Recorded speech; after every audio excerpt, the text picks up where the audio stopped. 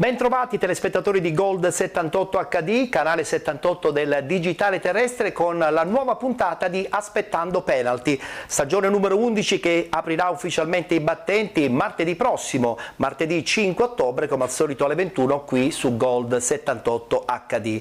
In questa puntata ancora una volta un ospite che ci accompagnerà verso gli highlights del campionato di Serie D, del campionato di eccellenza e anche del campionato di promozione.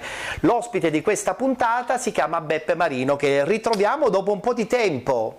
Sì, nel senso che avevamo un po' perso le tue tracce. Tu sei stato un giocatore importante, hai giocato in Serie A con l'Inter, sei stato un personaggio importante in una squadra importante come quella del Modena, a Taranto hai fatto anche la tua bella figura e poi tra l'altro mi hai anche raccontato di una tua avventura in Australia, ma di quella ne parleremo dopo.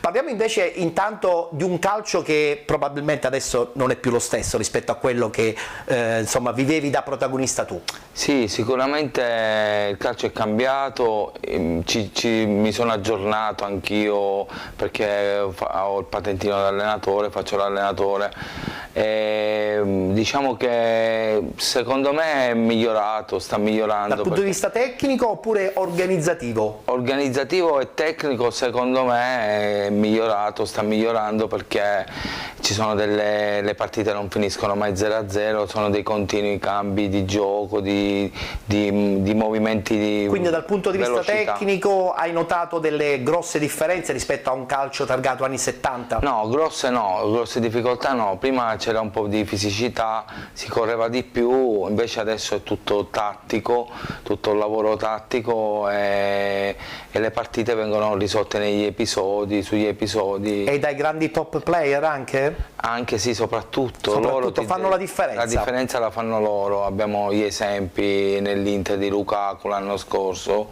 di giocatori che fanno la differenza e ti cambiano da un momento all'altro. Da un momento all'altro un risultato che magari in quel momento era negativo. Sono campioni, è vero, logicamente. Ci racconti un po' della tua bella esperienza con l'Inter? Mister Trapattoni so che era un tipo duro, dava poco spazio anche spesso e volentieri a quelli che erano un po' messi nelle seconde linee. Sì, mi sono ritrovato dopo la primavera campione d'Italia con l'Inter da capitano, mi sono ritrovato in prima squadra nella rosa dei 16, però la squadra andava troppo bene, come al solito si dice squadra che vince non si tocca, e io mi sono portato questa situazione nell'annata facendo un'apparizione in Coppa UEFA 2 minuti nel campionato. Però, Beppe, sono insomma ricordi che comunque rimangono sempre insomma, per chi ha fatto calcio. No, sì, sicuramente sì, meravigliosi, perché mi hanno fatto sognare, arrivare all'Inter non è da tutti. Certo. Ci sono arrivato con le mie gambe e ho fatto bene. E dopo è arrivata l'esperienza di Modena. Poi sono andato a giocare a Modena con Enrico Chiesa, il papà di Chiesa, con Baresi, Beppe Baresi, con Zaini, i Tontini. E che stagione è stata lì di Serie B? A Modena? Abbiamo fatto un'annata di Serie B, poi ho giocato, poi sono sceso, ho giocato a Catania perché Catania è una bellissima parentesi. Poi per un siciliano doc? No, ma poi tuttora lo dico, non ho nessun problema, mi sono trovato benissimo, abitavo ad Acitrezza. Ah beh, quindi mare e calcio. Mare, abitavo là e mi sono trovato bene, tant'è vero che io appena posso scappo e ritorni Catania, insomma, da queste parti. Sì, mi piace molto. E poi c'è stata questa esperienza che secondo me forse è una tra le più importanti, quella di Taranto. Di Taranto ho fatto la Serie B, l'anno che è retrocesso il Palermo in Serie B, la classifica avulsa ha danneggiato il Palermo e noi e Casertana abbiamo fatto lo spareggio, ci siamo salvati e poi ahimè ho avuto un bel infortunio che mi ha un po' penalizzato perché, il proseguo. Sì, il proseguo. Poi ho giocato sempre in Serie B, ho giocato anche a Vicenza, ho girato parecchio, però diciamo... Insomma, le esperienze non ti sono mancate. Non mi sono mancate. Ho accennato il discorso riguardante la tua esperienza all'estero, perché ne voglio parlare? Perché adesso si è un po' sdoganato il fatto che molti giocatori italiani rimangono solo sul territorio italiano, molti invece adesso vanno all'estero. Quando insomma è capitato a te probabilmente non era ancora il momento giusto? No, io parlo proprio dopo Catania, ho avuto una bellissima esperienza, mi sono ritrovato in Australia,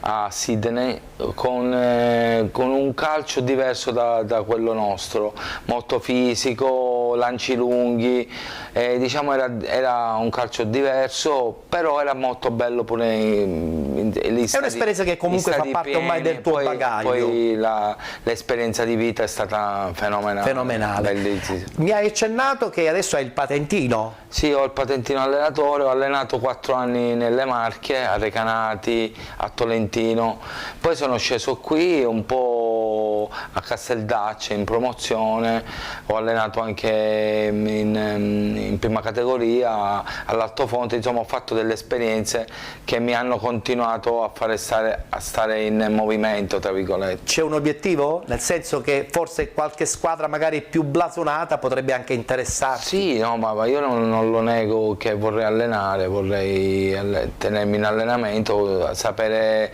so il mio lavoro, certo. E credo di farlo con abbastanza umiltà. I metodi di allenamento che insomma si adottavano nei tuoi periodi, lo hai già anticipato, erano insomma metodi un po' diversi rispetto a quelli attuali. Detto bene, prima si lavorava molto sulla fisicità degli atleti, adesso si lavora molto sulla tecnica, però spesso e volentieri la tecnica, soprattutto nelle scuole calcio, non è che sia poi tanto valorizzata, nel senso che ormai molte scuole calcio sono diventate dei veri e propri business, pertanto non si insegna calcio. Come vedi questa cosa? No, hai ragione, perché io ho avuto anche una società di calcio, una SD internazionale si chiamava.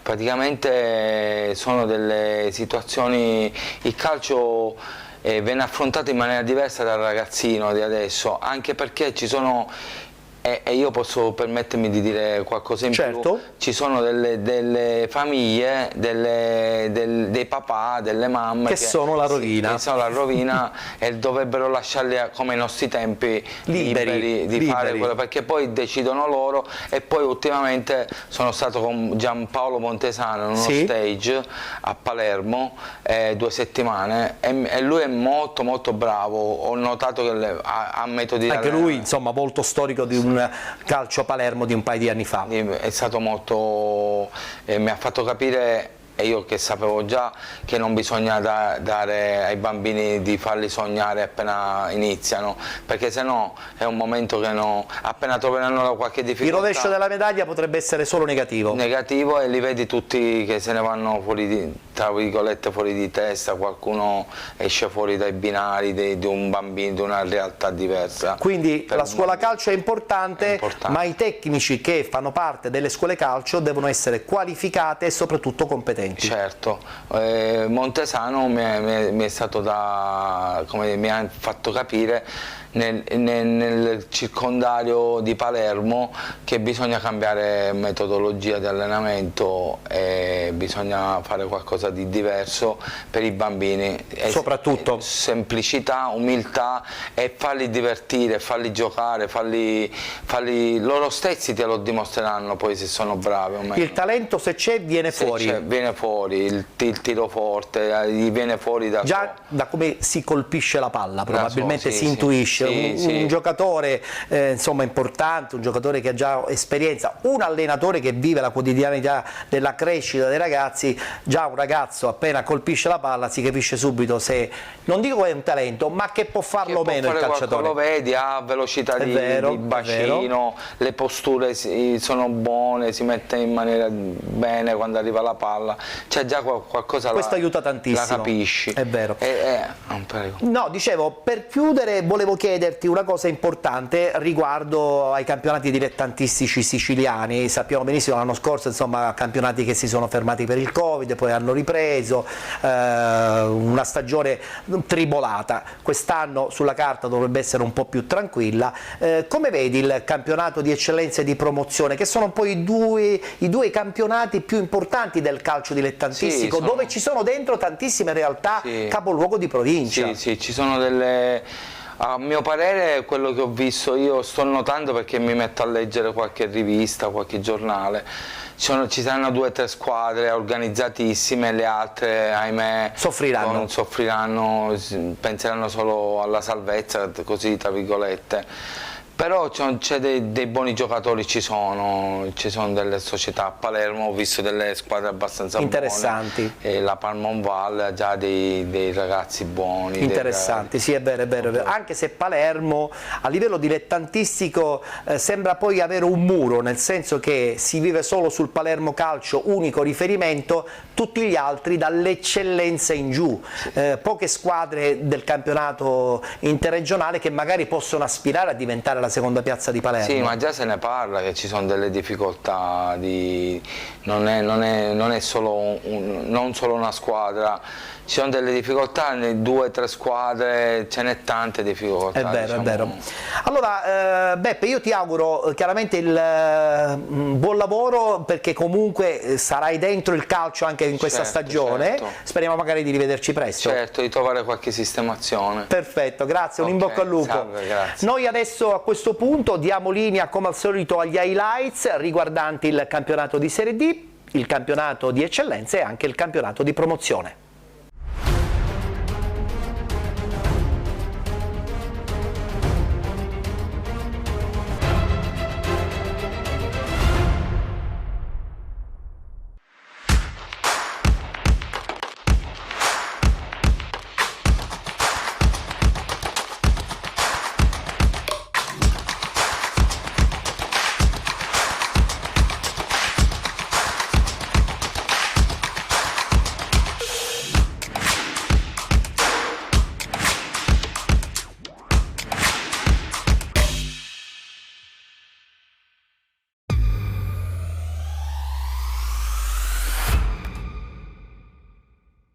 Bentrovati allo stadio Orazio Raidi di Biancavilla, si gioca la seconda giornata del campionato di Serie D nel girone I. Il Biancavilla ospita il Licata, formazione giallo-blu reduce dalla sconfitta nella gara d'esordio contro il San Luca. È stata vittoria invece per la squadra allenata da mister Pippo Romano. Il Licata che si è imposto una settimana fa tra le mura amiche del Dino Liotta sul Football Club Messina per 1-0. Partiamo col film del primo tempo. All'8° minuto il Biancavilla dalla destra con Rabbeni, sterza sul mancino il suo cross per Santapaola che si arrampica in cielo e fa 1-0 immediato, il vantaggio dei padroni di casa. Rivediamo qui la palombella con la quale Santapaola riesce a battere Moschella, subito 1-0 all'Orazio Raidi. Al 12° prova a rispondere il Licata, Candiano su calcio di punizione, la rincorsa del numero 10, il destro mette i brividi al portiere avversario Governali sfiorando solamente il palo. Al 15° cross in mezzo ancora in casa Biancavilla, il pallone rimane lì, il tentativo al volo di Fichera che però alza la mira. Al 18° è il Licata che prova a rispondere con Candiano che accarezza il pallone, vede la sventagliata giusta sul secondo palo dove prova ad intervenire Giannaula, colpo di testa che però si perde di poco al lato. Al 21° c'è un calcio d'angolo, Maimone mette in mezzo, c'è un batti e ribatti alla fine e Viglianisi a toccare quanto basta per trovare il 2-0 del Biancavilla. Si fa dura allora per il Licata, in terra Etnea, già 2 gol da rimontare nei confronti della formazione avversaria. Punizione per i gialloblu che provano a non arrendersi, la sfera rimane in area di rigore ma ci sono le proteste del Licata per un presunto intervento irregolare. Il direttore di gara lascia correre. 26° Suarez prende il pallone, lascia a Mannina, rientra verso il destro Mannina, conclusione di Mannina, gran destro a giro, il pallone però non riesce a trovare lo specchio della porta. 37° ancora un tiro da fermo invece in casa Biancavilla, stavolta dalla sinistra, il pallone viene messo in mezzo ancora da Maimone, salta più in alto di tutti Palmisano. È troppo facile in area di rigore trovare questa deviazione per lui. 3-0 è partita che sembra già in cassaforte al 40esimo, però è ancora una volta la formazione locale che si rende pericolosa, con Fichera che scappa alla difesa delicata, entra in area di rigore, Fichera cerca la conclusione, per poco non ci scappa il poker già nel primo tempo, duplice fischio allora Lorazio Raidi. 3-0 il parziale tra Biancavilla e Licata in questa seconda giornata del campionato di Serie D. Animi accesi tra primo e secondo tempo, mister Romano pesca dalla panchina, entrano Samachè, Currò e Cappello, escono Giannaula, Aprile e Mazzamuto. Stravolge la propria formazione nell'intenzione di rimontare. Al 48esimo si fa vedere proprio il Licata con Ficarra che conclude da lunga distanza e per poco non trova il gol della domenica. 55esimo risponde il Biancavilla, Santa Paola lancia Fichera al vertice dell'area, Fichera entra in area, ancora Fichera trova una deviazione e il pallone si perde sul fondo in calcio d'angolo. 66esimo il Biancavilla continua a far male, pallone messo in mezzo, c'è una deviazione, poi il tentativo in area di rigore di controllo e calcio di rigore. Fischia il direttore di gara dagli 11 metri, Rabbeni che si è guadagnato il fallo di Gaccetta, prova a battere ancora una volta Moschella. Parte la rincorsa di Rabbeni, Moschella però lo ipnotizza e mette il pallone in calcio d'angolo tenendo a galla il Licata. È l'episodio che serve perché poco dopo arriva la rete che riapre la partita, angolo di Candiano, colpo di testa di Calaiò che anticipa tutti, adesso è 3-1 all'Orazio Raidi. 72esimo ancora il Licata che spinge, vede la possibilità di una pazza rimonta, cross dalla destra, arriverebbe il gol del possibile 2-3 di Samachè, ma è tutto fermo per una carica sul portiere. Ancora la squadra di Pippo Romano con questa scucchiaiata in area di rigore, il pallone termina sul secondo palo, intervento salva il risultato di Governali su Candiano. Il suo destro era potente e preciso, ma il portiere è stato molto abile nell'occasione. Al minuto 86 cambi per mister Romano, entrano Maniscalchi e Minagori per Caccette e Tallasuaré. Ancora il Licata col colpo di testa dell'ex Roccella Samachè che però non inquadra lo specchio della porta. Al 90esimo il Licata continua a spingere, vuole a tutti i costi il 2-3. Minagori fa una buona azione sulla sinistra, prova a rientrare, la sua conclusione viene deviata in calcio d'angolo. 92esimo ancora in area di rigore, si alza la sfera, Samachè prova ad intervenire con il colpo di testa dimostrando tutta la forza fisica a disposizione, bravissimo però Governali a negargli la gioia del possibile 2-3. Al 94esimo ancora Maniscalchi rientra sul mancino, effettua il tiro, il pallone va a sibilare il palo, arriva tardi il gol del Licata. Siamo al 95esimo, lancio per Samachè che riesce a servire sul secondo palo, Minagori il suo controllo col destro in spaccata, va a battere Governali in uscita. Di lì a poco solo il triplice fischio all'Orazio Raidi di Biancavilla. Termina 3-2 il match della seconda giornata tra Biancavilla e Licata. Il gran primo tempo degli etnei, si sveglia tardi la formazione di mister Romano. Un cordiale saluto e alla prossima.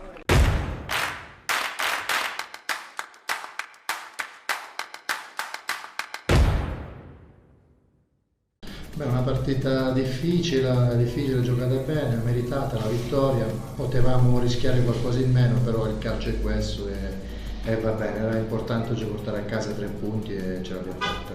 Ma diciamo che nel primo tempo siamo stati bravi a prenderli alti, a cercare le giocate che abbiamo provato per questi giorni che sono arrivato qua a Biancavilla. La squadra ha eseguito i compiti alla perfezione e nel primo tempo abbiamo chiuso la partita, quindi vanno dati i meriti ai ragazzi perché hanno meritato questa vittoria. Nella squadra mi è piaciuto l'atteggiamento del primo tempo dove li ha messi veramente sotto in tutti i sensi. Nel secondo tempo fisicamente un po' la squadra è calata, però per quello che ha dato nel primo tempo credo che sia anche un po' normale. La partita l'avevamo preparata bene, il mister da 2 giorni però diciamo l'ha preparata nei dettagli e poi è andata bene, e ci siamo messi lì e alla fine abbiamo portato i 3 punti. Vabbè, il gol è sempre arrivato dalla mia famiglia, alla mia ragazza e a un mio amico che oggi erano in tribuna. Sapevamo che non era una partita facile, era importante fare una prestazione all'altezza, poi il mister ci aveva detto che avremmo vinto la partita sui calci piazzati e così è stato. Sì, diciamo che sono molto autocritico e lo faccio per migliorarmi. Quindi no, sono contento al di là del gol, ma della vittoria dei 3 punti, perché fa sempre vincere, come si dice, aiuta a vincere. Quindi uno rientra martedì col sorriso e ci aiuta a lavorare meglio durante tutta la settimana.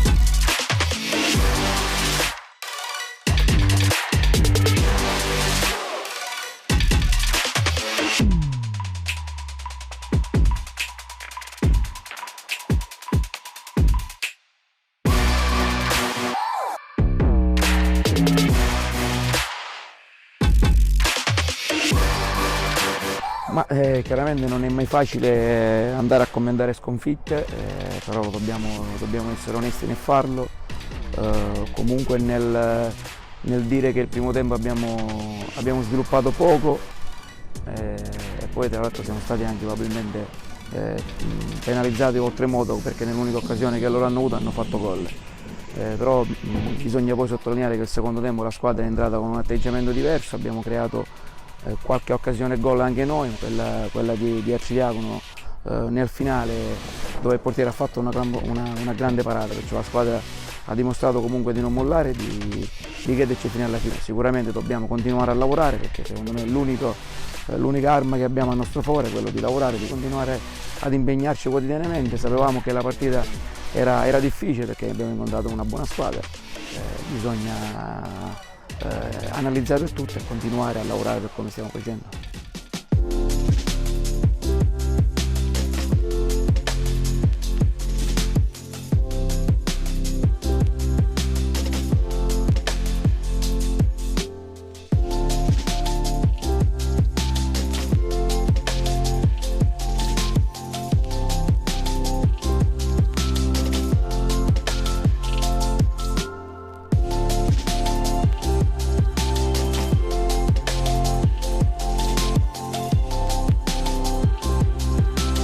Noi chiaramente abbiamo una settimana per lavorare e preparare l'altra partita con la Versa Normanna, che sappiamo essere una squadra, anche quella agguerrita, una squadra ma come tutte le altre.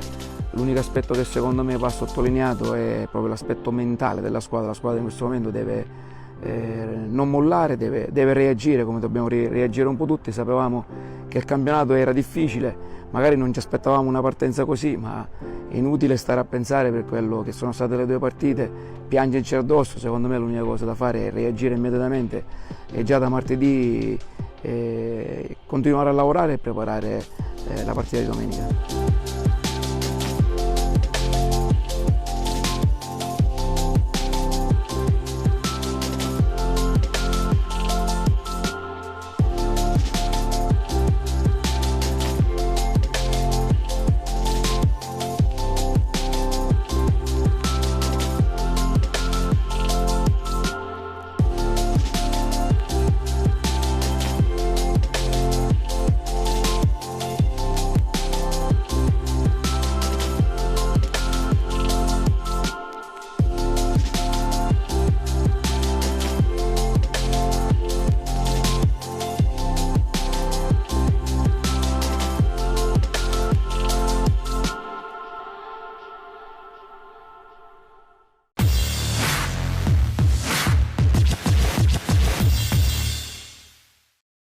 Tutto pronto, entrano in campo la Polisportiva e l'FC Lamezia Terme per dar vita a questa seconda giornata del girone I. Entrambe le formazioni sono reduci da vittorie all'esordio, il Santa Maria contro l'Aversa, l'FC Lamezia contro il Troina. Lamezia in attacco, il pallone sui piedi di Salandri, la conclusione traversa, che brivido. Santa Maria allontana il Lamezia, il pallone resta lì, arriva Simonetti, prova la conclusione al volo.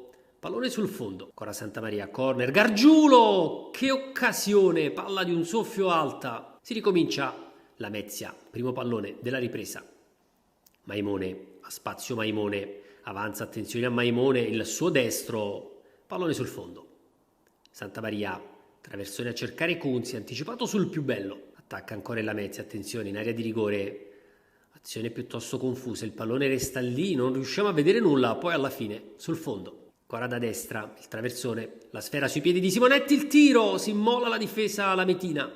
Corner, Camilleri svetta, palla alta. Koulibaly, Conios, traversone Maggio, nulla da fare. Pallone per Allaribi, buona posizione, attenzione Allaribi, il palo salva Stagkos, che occasione. Sbaglia D'Andrea, Cunzi, attenzione Cunzi, può entrare, vediamo in area di rigore se lo fa, manda a vuoto un avversario, il traversone, non c'è nessuno. Ancora Allaribi, tiro, Stagkos, intervento prezioso, calcio d'angolo, allontana D'Andrea, Maio, il controllo, Maio, che opportunità qui per Maio, attenzione Ovisac, il tiro, alto sopra la traversa, buona opportunità, attenzione ancora però alla Lamezia, Attenzione, il pallone lì, che occasione, qui un calcio di rigore in movimento, rivela triplice fischio, finisce 0-0 e ora testa al prossimo match contro la Cavese.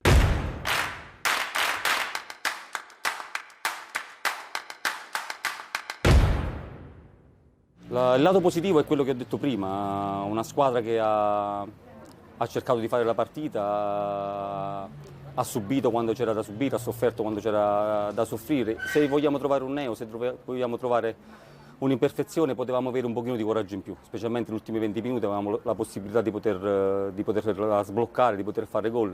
E ci è mancato un pizzico di coraggio, che questo non deve succedere, perché se vogliamo ambire a qualcosa di importante dobbiamo avere, a prescindere, il coraggio.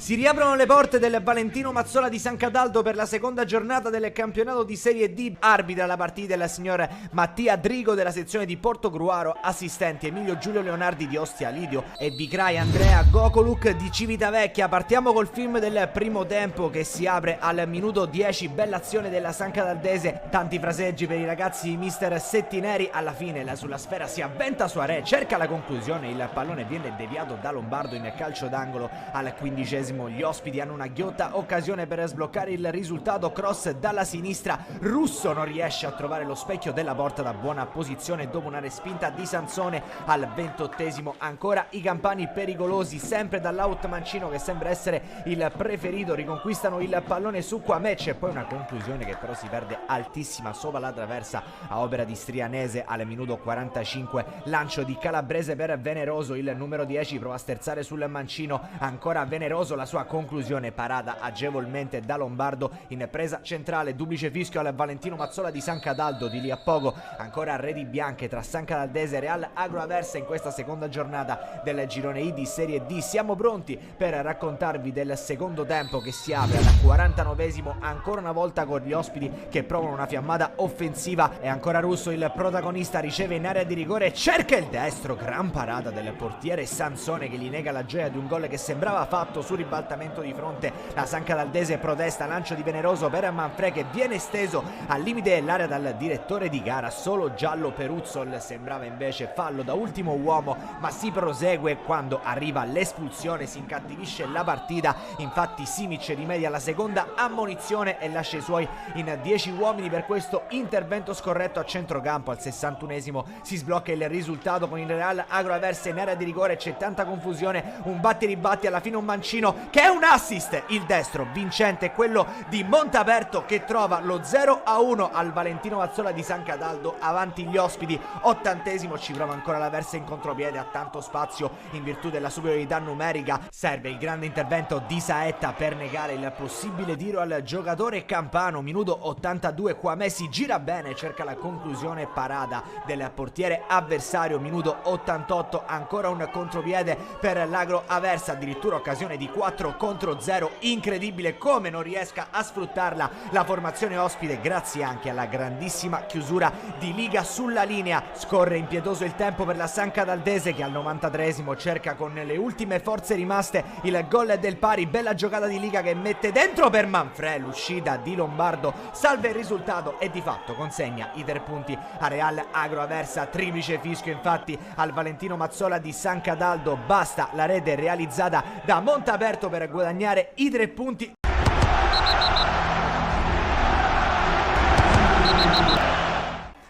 Una partita preparata in questo modo qua, sapevamo che comunque si affrontavano due squadre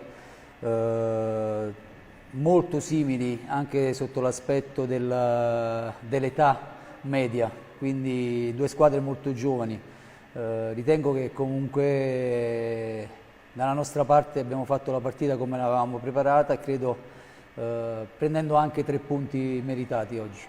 Ritengo che è stata una partita maschia, una partita che tutte e due le squadre volevano vincere. Credo noi giocando fuori casa avere quelle 5-6 palle gol nette, credo che va a incasellare quei 3 punti credo meritati. L'obiettivo nostro è quello di una salvezza sperando di farla più tranquilla di come è stata ottenuta l'anno scorso. Quindi, però sappiamo benissimo che c'è tanto da lottare, tanto da lavorare e sicuramente non ci possiamo cullare su questi primi 3 punti che sono importanti, soprattutto dopo che sono venuti dopo una sconfitta interna rotonda ma non meritata in quel modo lì, in quel modo rotondo insomma, perché fino al 50° la settimana scorsa eravamo in partita, poi un episodio ha cambiato totalmente tutto, un'espulsione e calcio di rigore. Però ritengo che nelle 3 uscite fatte dalla mia squadra hanno sempre lottato fino all'ultimo secondo e hanno dimostrato, nonostante la giovane età e quindi concludendo anche con 7-8 under, di poterci stare in questo campionato e poter dire la sua. Allora, intanto chiediamo scusa alla società, ai tifosi per la prestazione che abbiamo fatto. Sicuramente abbiamo sbagliato l'atteggiamento, è da 2 partite che siamo spenti, magari se è vero giochiamo, però siamo poco incisivi, soprattutto là davanti, mi ci metto il primo io. Dobbiamo lavorare, l'unica strada che può portare a migliorarsi è il lavoro, allenamento dopo allenamento.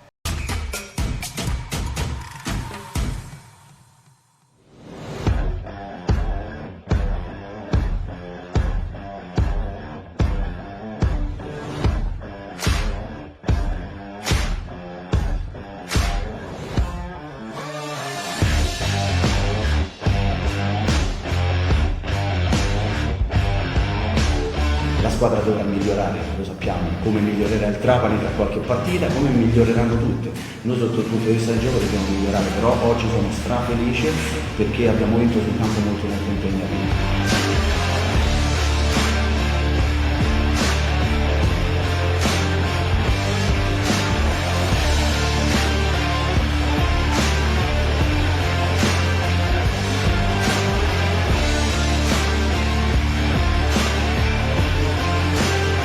È sicuramente una squadra di qualità come lo è il Trapani, perché Bonfiglio, Tedesco e Musso sono giocatori importanti, infatti qualche problemino ce l'ha creato Bonfiglio quando è entrato con Tedesco che davano tanta ampiezza, poi quando ci siamo messi a 5 dietro sinceramente abbiamo chiuso tutti i varchi e credo che, ripeto, non ci sono state grandissime occasioni se non i calci da fermo dove siamo andati in difficoltà.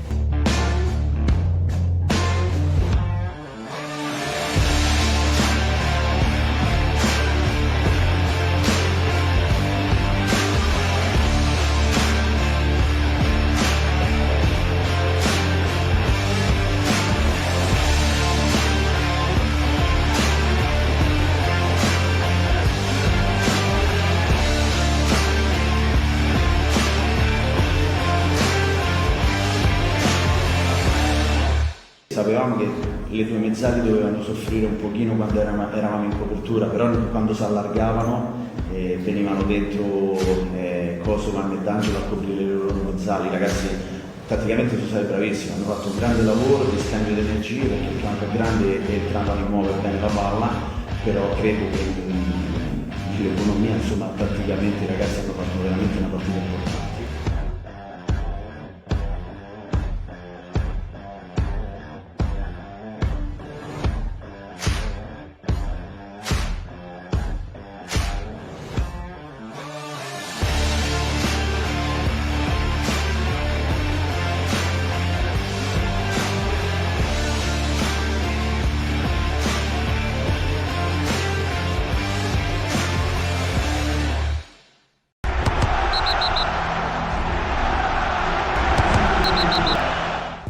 Sofferta. Ieri abbiamo detto che era una partita difficile, primo scontro diretto, venivamo da una sconfitta sia noi che loro con la Cireale, noi con il Trapani in casa, quindi sapevamo che su questo campo ogni minimo errore poteva essere fatale, perché si poteva prendere gol. A differenza di domenica contro il Trapani mi sono piaciuti perché per me domenica siamo stati belli, ma non siamo stati squadra. Oggi siamo stati squadra, perché io penso che una squadra è forte e si aiuta quando il risultato è questo, quando si vince 1-0, perché se no è troppo facile quando si vince 2-3-0 esaltarsi. Oggi per portare a casa un risultato si sono dovuti aiutare Potevamo fare meglio col che è subentrato, non so se hanno sentito la partita perché ci potevano far respirare maggiormente, però è una cosa che dobbiamo vedere, può capitare quando si entra. Sono entrati anche in un momento di partita che loro spingevano, però nonostante spingevano il secondo tempo il mio portiere non ha fatto parate.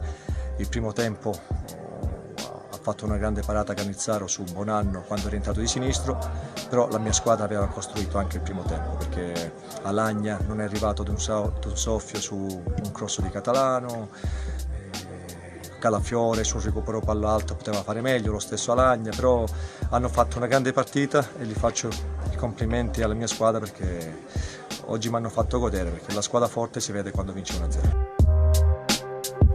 Ma certo, giocare in 10 anche oggi dal 35esimo in poi non è facile. Poi abbiamo visto una squadra abbastanza agguerrita, abbastanza vogliosa di vincere, però è pur vero che non ci siamo tirati indietro. Ho lasciato 2 attaccanti per sfruttare qualche ripartenza, qualche giocata. Abbiamo avuto pure noi qualche occasione il primo tempo, non siamo riusciti a coprire bene l'area. Però dai, mi auguro che la prossima partita possa finire 11 contro 11, che non ho più altre. È pur vero che poi alla fine della partita potevamo pure perdere, l'episodio della traversa, la parata del portiere è stata una parata importante, però va bene così, dai, siamo usciti indenne anche oggi, abbiamo portato a casa il nostro punticino.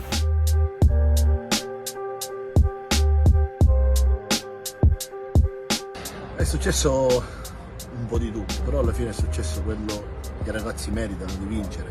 È una vittoria che i ragazzi hanno cercato, hanno voluto. Purtroppo il primo tempo abbiamo avuto un approccio alla gara non idoneo e ce la siamo portati per tutta la prima frazione di gioco, nonostante il pareggio che eravamo riusciti ad ottenere con Gaston Camarà. Da quel momento in poi la squadra non cresceva e abbiamo pagato purtroppo un approccio, ripeto, non adeguato e soprattutto errori individuali, e sono cose su cui sicuramente dovremmo lavorare da subito. Nel secondo tempo l'altra squadra, abbiamo avuto un approccio diverso, la squadra ha dimostrato di avere fame, di avere voglia e di essere consapevole, per come vi ho detto a fine primo tempo ai ragazzi, che questa era una partita che non potevamo assolutamente perdere, perché per quanto visto in campo avevamo tutte le carte regole per portare il risultato. Magari sul 3-1 a fine primo tempo queste parole negli spogliatoi possono sembrare, dette ai ragazzi, possono sembrare parole magari di fantascienza, no? Frutto di fantascienza, ma io realmente credevo che questa squadra poteva uscire nel secondo tempo. Abbiamo modificato qualcosa tatticamente, ho messo Foderaro, sono messo con 2 linee di 4 più 2 attaccanti e abbiamo sopperito così alla loro pressione fatta dai 2 quarti di centrocampo che ci costringevano il primo tempo a tenere sia Camarà da un lato e Catania dall'altro nella nostra metà campo. Abbiamo giocato, abbiamo palleggiato, loro magari hanno avuto un po' forse di paura di vincere, si sono abbassati un po' troppo, ne abbiamo approfittati e poi i cambi hanno dato la svolta alla gara. Foderaro ha fatto gol, Rizzo è entrato benissimo in partita, Dama altrettanto, Mascari è stato devastante anche oggi, ha fatto altri 2 gol e questo ci fa ben sperare a tutti.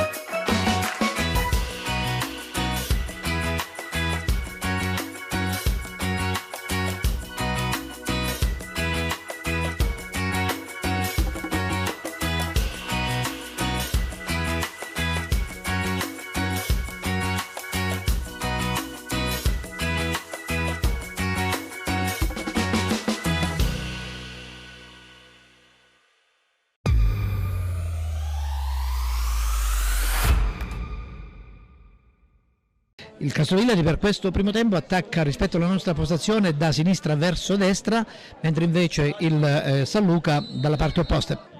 Il pallone in aria e c'è il vantaggio. Ancora un pallone per il numero 9 Nikolic e c'è il raddoppio dopo un'ingenuità della difesa del Castrovillari. Tutto è pronto per questo primo tiro d'angolo per il San Luca. Parabola in aria di testa, svetta e c'è il terzo gol. È pronto Anzillotta alla rimessa laterale, Carrozza lascia sfilare il pallone in aria e poi il Castrovillari proprio sul nuovo entrato guadagna un calcio di rigore. Fischio dell'arbitro, Cosenza, gol. Il Castrovillari accorcia al 30° e in questo istante il direttore di gara dice che può bastare. Termina 3-1 la vittoria del San Luca sul Castrovillari.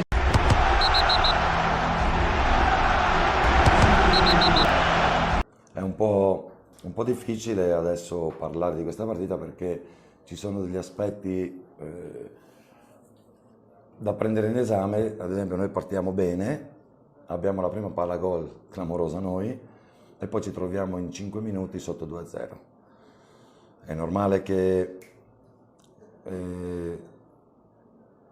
il fatto che siamo partiti un po' in ritardo non ci ha dato la possibilità di rodare tutte le situazioni, però in una gara come oggi non aver preso tiri in porta e trovarsi a perdere 3-0, perché loro hanno avuto un infortunio di un difensore centrale nostro che ha valutato male la palla sul secondo gol e 2 calci piazzati. Accettiamo amaramente questo risultato. La cosa positiva invece poi è che la squadra ha faticato, perché giustamente ti trovi 2-0 sotto, ha faticato un po' nel primo tempo poi a rimettersi a posto, ma nel secondo sinceramente non ho niente da dire ai ragazzi, perché soprattutto dopo l'espulsione hanno tirato fuori quel qualcosa in più. E sai, prendere un attraverso calcio di punizione che probabilmente la palla era dentro e poi è uscita, prendere un'altra traversa, comunque aver avuto diverse occasioni per fare gol, sai, si può riaprire la partita, basta buttarla dentro, vai sul 3-2, loro erano tutti chiusi, erano in difficoltà, noi continuavamo a crescere e c'era anche la possibilità di recuperare la partita, però purtroppo il risultato finale è 3-1. Siamo stati bravi a sfruttare le situazioni che ci siamo creati, abbiamo fatto, e poi ovviamente del tutto non è proprio finita, perché nonostante l'uomo in più devo fare i complimenti a questo Castrovillari per quello che ha fatto vedere anche con un uomo in meno e ci ha tenuto lì cercando di limitarci al massimo ed essendo anche pericoloso attraverso il rigore, dopo ovviamente ti mette quella tensione addosso che non dovrebbe esistere. Però devo fare i complimenti anche alla mia squadra perché hanno dimostrato maturità.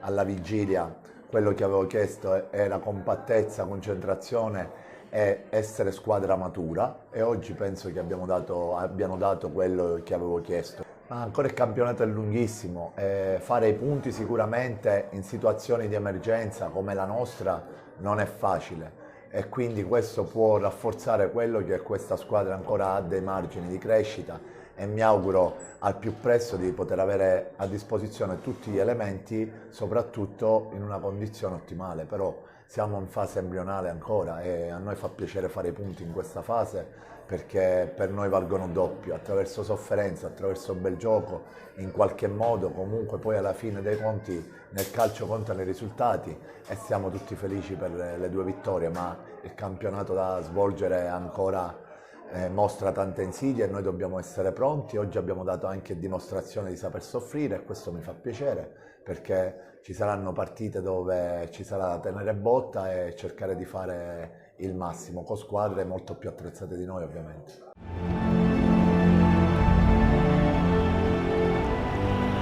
Si muove sulla linea per dare fastidio Unai Simon, resta concentrato.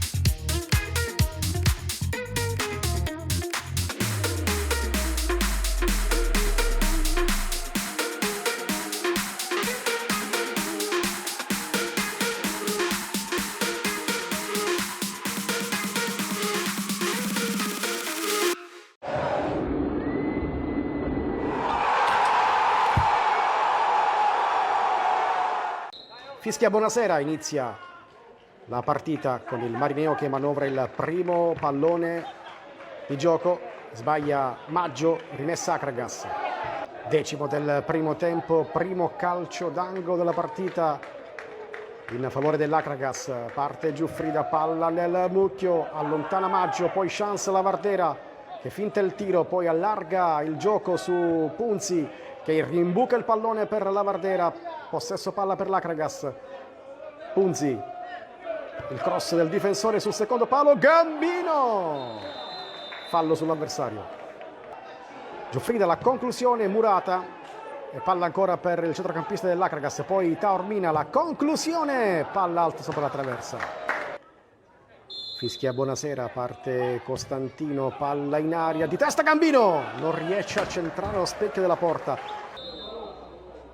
La finta di Bognanni, parte Procida, la conclusione, Domè risponde da gran campione. Tuniz, il suo cross, attenzione Lucas, non riesce a colpire il pallone, altra chance, Lucas! Corner! 1-0 Akragas, in campo da 2 minuti, lo svedese mette la palla in fondo al sacco, va ad abbracciarlo anche Anastasi, ancora una volta mossa azzeccata dell'allenatore dell'Akragas Anastasi. Ferrigno, 33esimo della ripresa, Ferrigno, attenzione, Lucas, corner, la super parata di Cesai, vicino al secondo gol, alla doppietta personale, lo svedese dell'Akragas. Attenzione al Marineo, fuori gioco di Montalbano, che rischia di perdere la sfera. Poi Costantino supera un avversario, Costantino punta la porta avversaria, la conclusione, Cesai, poi Ferrigno, Tapin e palla sul fondo. L'Akragas non riesce a segnare il secondo gol con Ferrigno. Ancora 10 secondi, finisce qui Akragas Marineo, vince l'Akragas di mister Anastasi 1-0, decide il gol di Lucas, corner al minuto 11 della ripresa, corner in campo da un paio di minuti, di destro a giro, ha battuto il portiere Cesai. L'Akragas torna al successo in casa contro un buon e battagliero Marineo. Stiamo facendo un cammino discreto in campionato e discreto in Coppa Italia, vogliamo stare in tutte e 2 le competizioni. Per fare questo qua c'è bisogno di persone fresche, dove oggi per esempio Ferrigno era una scelta mirata perché avevo Martinic che secondo me è un ottimo giocatore, magari in questo momento non sta trovando il giusto equilibrio di una partita, però io penso che alla fine quello che conta sono non i 3 punti ma lo spirito di sacrificio. I 3 punti vengono proprio da quella cosa lì, dallo spirito di sacrificio.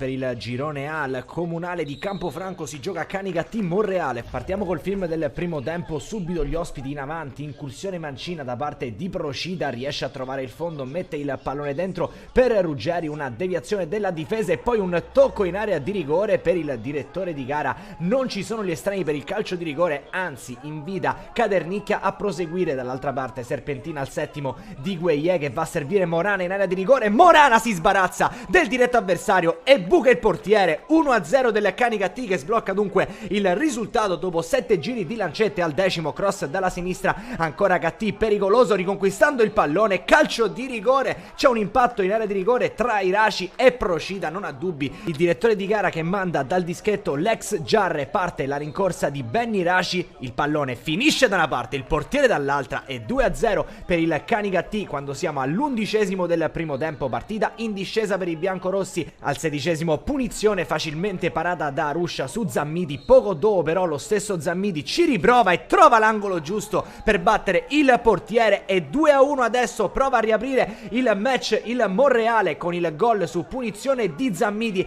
32° si rifà sotto però la formazione padrone di casa con Iraci, il suo cross dalla destra sempre velenoso e tagliato sul secondo palo, l'intervento, la conclusione da parte di Iezzi, ma c'è la gran parata di Ingrassia che dice di no. Al minuto 33 39, punizione battuta a Previtera, respinta dalla difesa, c'è un batti-ribatti in area di rigore, si salva anche in questo caso il Monreale. Termina il primo tempo al comunale di Campofranco, fin qui 2-1 tra Canicattì e Monreale, le reti in sequenza di Morana e Iraci, dall'altra parte la firma di Zammidi. Siamo pronti però a raccontarvi del film del secondo tempo, ovviamente a parti invertite sul rettangolo verde del comunale di Campofranco. Nel frattempo è entrato Di Mercurio nel Canicattì, sfiora il gol la formazione padrone di casa col numero 11 Iezzi, il suo destra giro va a sibilare il palo, 56esimo, ancora una conclusione dalla lunga distanza, proprio il neoentrato Di Mercurio che fa la barba al palo, 61esimo, cross al bacio di Gueye, il colpo di testa di Raimondi, insacca il difensore col vizio del gol e cala il tris. 3-1 per il Canicattì sul Monreale, partita che sembra virtualmente chiusa, continuano però a spingere i biancorossi. Azzara fa tutto da solo, poi mette il pallone dentro per Iraci che in spaccata non riesce a trovare il poker, ma c'è aria di gol ancora una volta al comunale di Campofranco. Palla in profondità di Azzara per Iraci, tutto facile per Gueye che deve solo spingere il pallone in porta. Al minuto 83 attacca solo la squadra padrone di casa con Di Mercurio che tenta la sforbiciata su cross dalla destra, manda però il pallone alto. Cambi ancora per il Canicattì, entrano Biondo e Tripoli per Morana e Iraci. Quando siamo all'84esimo, l'ultima chance della partita arriva invece nell'extra time, 91esimo, punizione di Azzara che sorvola di poco la traversa. Termina il match del comunale di Campofranco, vince il Canicattì per 4-1 sul Monreale.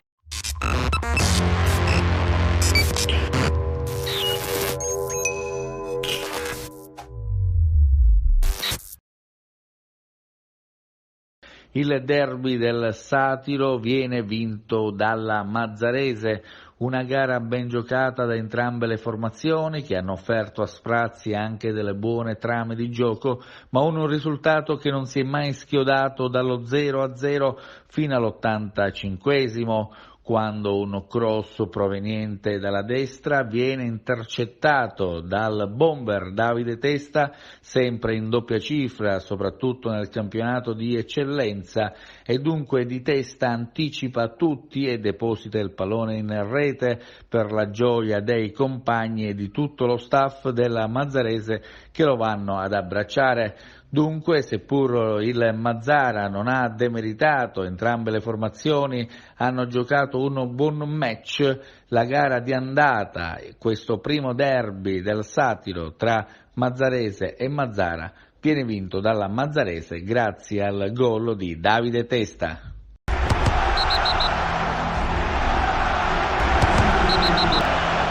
C'era il rigore, sul rigore del Mazzara, secondo me da episodio, se l'arbitro fischia il rigore, secondo me c'è l'espulsione del giocatore avversario, secondo me dal regolamento, e lì ha sorvolato. Poi la partita si è messa nei binari come si è messa, loro hanno avuto il rigore, hanno sbagliato pure, abbiamo sbagliato noi, una partita che ci sta, il pari nel primo tempo ci sta tutto, giocata da entrambe le parti bene, diciamo bene, benino, ma bene. Nella seconda frazione, se devo dire la verità, è uscito forte il Mazzara, è uscito alla grande, giocava palla, ripartiva alla grande. Secondo me la Mazzarese non aveva più benzina per fare il secondo tempo. È una mia responsabilità, lo sto dicendo io, non mi prendo la responsabilità. Poi c'è stata quell'espulsione dove ha cambiato tutta la partita. Quello che è un altro appunto che vorrei dire è che l'arbitro mi deve spiegare, o il guardialine meglio, che al primo tempo non ha alzato mai la bandierina, quello messo alla destra del campo, dove c'è la catenata, non ha alzato mai la bandierina. Invece nel secondo tempo non faceva altro che alzare la bandierina. Il gol che ha fatto a Ziz, dove Romito Mulate si prende palla, se ne scatta due, va alla bandierina, la mette dietro, arriva il mio compagno, mette palla dentro e lui fischia fuori gioco. Ma quale fuorigioco è? Ci sono delle cose che non mi stanno bene a livello arbitrale, non mi stanno bene. Poi a livello hanno vinto, complimenti, faccio complimenti, ognuno si tira le somme a casa sua. Credo sia giusto fare i complimenti al Mazzara per come ha svolto la partita e per la determinazione che ha messo in campo e per il rispetto che c'è stato fra i 22 giocatori che hanno dato uno spettacolo degno della città di Mazzara di Puglia. Un pubblico che, per carità, c'era chi tifava Mazzara, chi tifava Mazzarese, ma era un tifo riguardoso e rispettoso dell'intera comunità mazzarese, che alla fine ha gioito per la prestazione, ha gioito per la grande educazione che è stata messa in campo, ha gioito anche per il modo che la Mazzarese ha costruito l'evento storico. Abbiamo avuto la presenza prestigiosa del vescovo della diocesi, Monsignor Mogavero, che ha voluto testimoniare qual è l'importanza del calcio e dello sport in una grande comunità quale siamo noi. Ringrazio il sindaco per aver anche lui avuto la sensibilità di essere protagonista di questo grande evento. Ringrazio ovviamente tutti gli sponsor che ci stanno permettendo di mettere in campo un campionato dignitoso, dove il nostro obiettivo è e rimane una salvezza tranquilla per una squadra neopromossa, radicarsi in una categoria importante che è livellata verso l'alto, quella dell'eccellenza. Sicuramente è un grande obiettivo.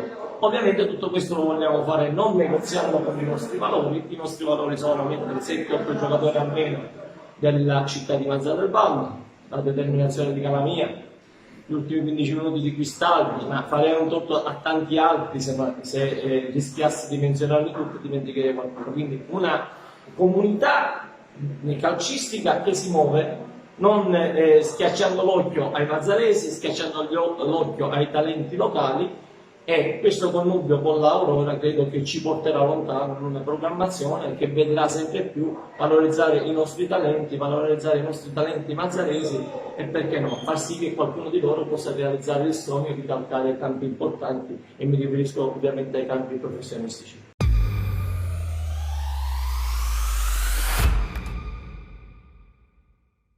Stadio Generale Gaeta di Enna, terza curva del campionato di eccellenza siciliana per il girone A e terza volta che si affrontano in stagione Enna e Nissa. La pari per 2-2 nell'ultima uscita per i gialloverdi sul campo di Unidas Sciacca, vittoria a tavolino per 3-0 contro l'Agragas invece per la Nissa. Pronti via, possiamo partire. Primo sussulto che arriva dal ripiegamento difensivo di Garofalo, che per poco non mette i brividi a Cheva. La risposta della Nissa al 17esimo sul corner di Ilario, svetta imperiosamente Dioppo, porta in vantaggio la Nissa, e qui si materializza la più classica rete dell'ex, una legge implacabile non scritta nel calcio.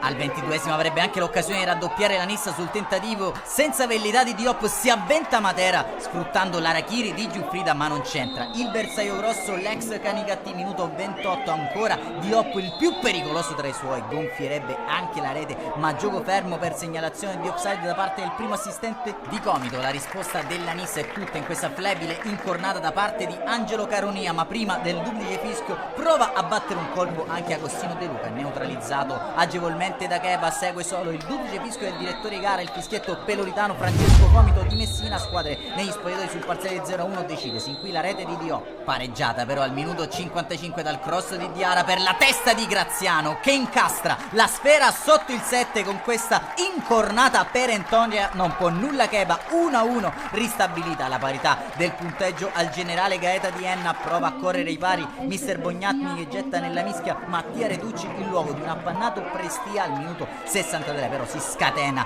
il furetto, Kevin Girgenti lascia sul posto il diretto avversario e con una sassata sotto la traversa fulmina Cheva. L'Enna ribalta la partita in appena 7 minuti affidandosi al proprio funambolo Kevin Girgenti. Allora di nuovo pesca energie fresche dalla panchina mister Bognanni dentro Montalbano in luogo di bisogno. Qui la sgroppata di Mattia Reducci, che ha la meglio sul diretto marcatore, sterza Reducci a tu per tu con Lipani, getta alle ortiche una ghiotta chance per i biancoscudati. Insiste la Nissa al 75esimo con la sventagliata parabolica di Campanaro, che mette in moto Seccan e impreciso Lipani si avventa sulla sfera. Matera trova Russo sulla linea di porta, dentro anche Ramiro Santamaria in luogo di Garofalo.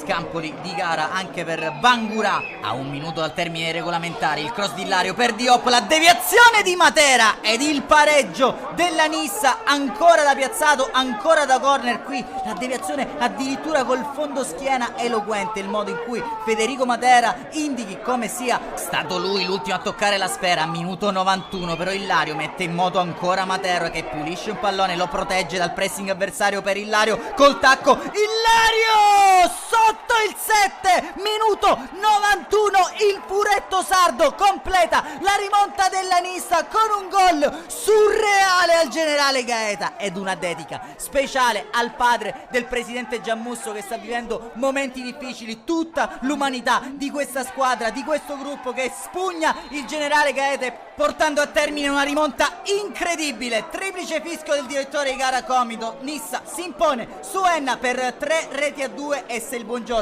si vede dal mattino per la Nissa. Oggi è una giornata bellissima. Un saluto amici appassionati. Appuntamento come al solito alla prossima.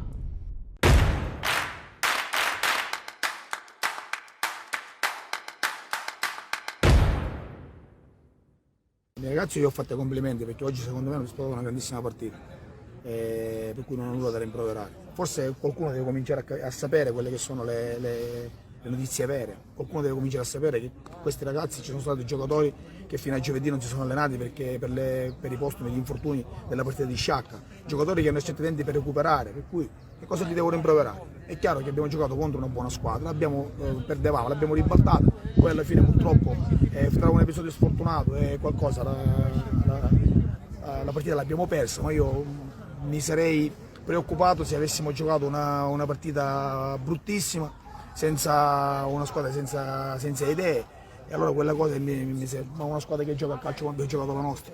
Mi dispiace quello che hanno fatto le contestazioni ai miei calciatori, perché se devono contestare possono contestare benissimo me, ma i calciatori non hanno nessuna responsabilità, anche perché hanno dato l'anima in campo. Determinati episodi secondo me dobbiamo cominciare a valutarli per il giusto peso che hanno, per cui noi andiamo avanti per la nostra strada, noi siamo orgogliosi di quello che stiamo facendo e continuiamo a farlo sempre con massima professionalità. Intanto bisogna fare i complimenti ai miei ragazzi che anche oggi hanno dimostrato di essere una squadra con grande cuore, con grande carattere. Sapevamo che venire qui era una partita molto difficile, l'Enna è una grande squadra, anche oggi ha fatto un'ottima partita, faccio i complimenti a loro. I tifosi e la società possono stare tranquilli perché c'è una bella squadra in campo. È stata una partita lottata anche perché l'avversario era di ottimo livello. Detto questo, noi lo sapevamo che oggi era una partita che dovevamo mettere qualcosina in più.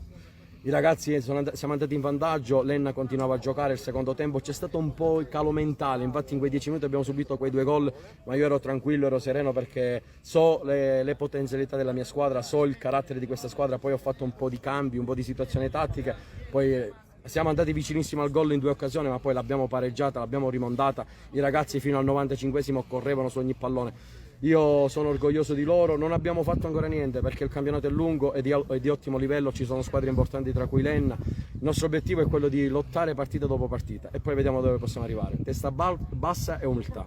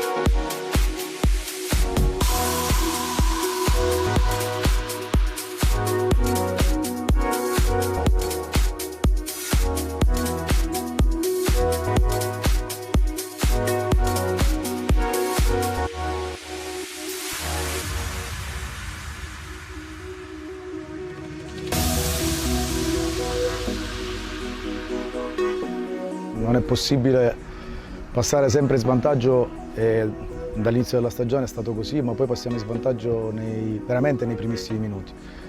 Però oggi la squadra ha avuto una grande reazione e non solo sotto il profilo agonistico, come dici tu, perché è stata una bellissima partita. Era un derby sentito, ma è stata una bella partita giocata dai miei, veramente veramente bene, per cui stiamo incominciando a vedere anche delle belle trame di gioco, quello che voglio io, sto vedendo l'intensità che piace a me, sto vedendo la palla muoversi come piace a me, per cui sono doppiamente contento. Sicuramente non vorremmo mai soffrire così, però queste sono le vittorie probabilmente più belle, quelle che ti fortificano di più.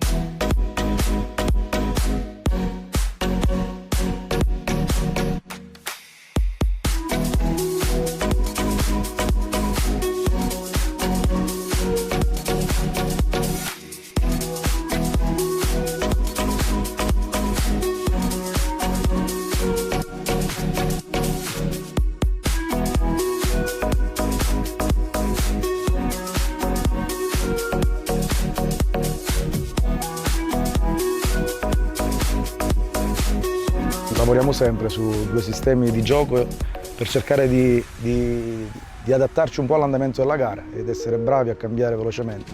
Oggi poi in svantaggio ho pensato di farlo da subito, di metterci in quella maniera e devo dire che la risposta è stata immediata perché abbiamo trovato subito il gol che ha accorciato le distanze, ma poi da lì devo dire che per tutta l'intera gara ho visto una gran bella Leonte.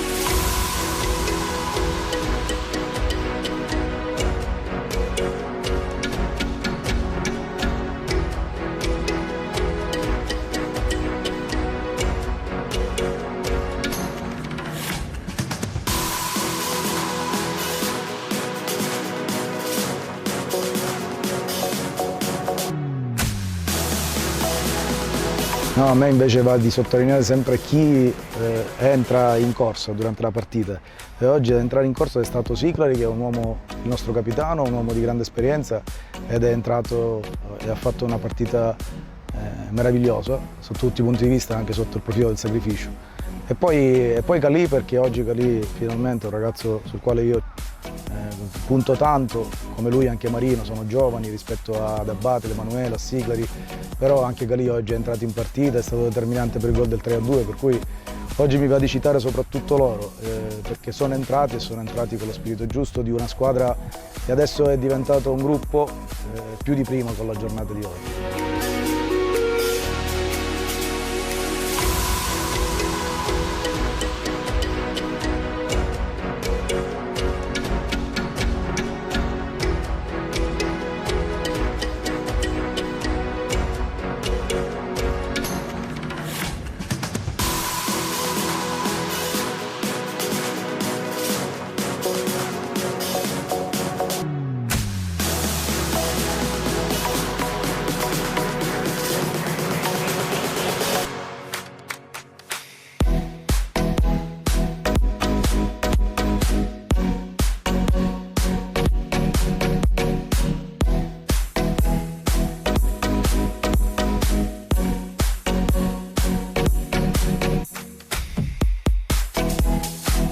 No, si va a Ragusa consapevoli che loro sono una grandissima squadra, sono a punteggio pieno, ieri hanno vinto fuori casa, però noi dobbiamo semplicemente continuare a fare quello che stiamo facendo nella speranza di continuare a crescere. Il nostro obiettivo è quello di crescere tutti i giorni e poi vediamo sta crescita dove ci porterà. Ecco, ci siamo dati un obiettivo che è quello di migliorare tutti i giorni.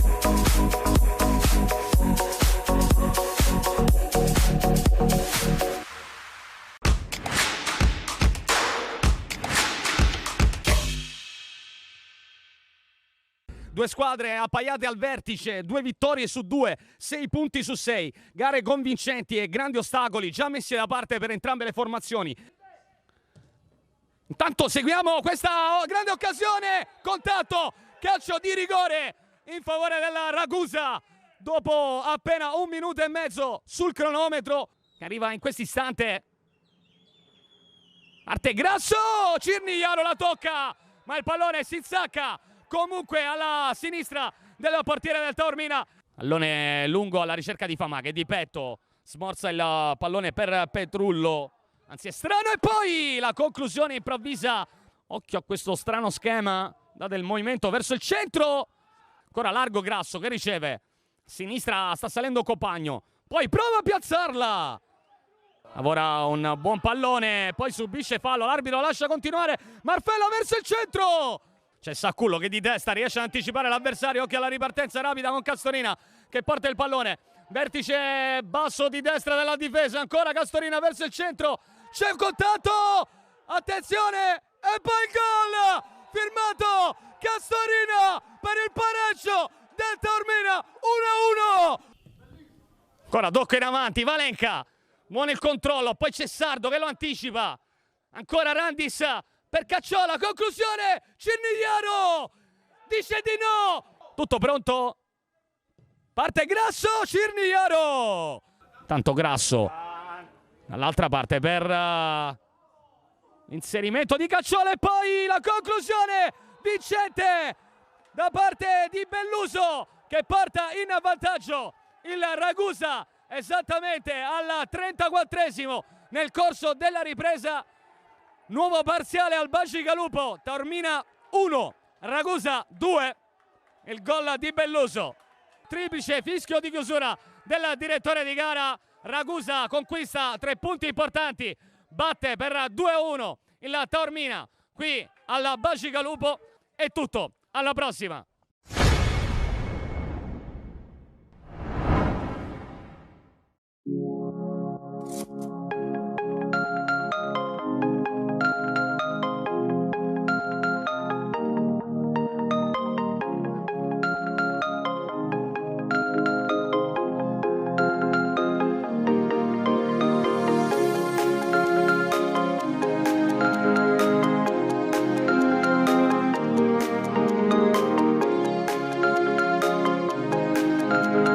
Abbiamo fatto un'autorete noi stessi, un rigore, se ci fosse il VAR sarebbe bello da vedere, un rigore nostro, se ci fosse il VAR sarebbe da vedere, una bestemmia da loro che bestemmiavano in campo come se niente fosse sentito dalla tribuna e loro, la terna dice che non era una bestemmia, vabbè.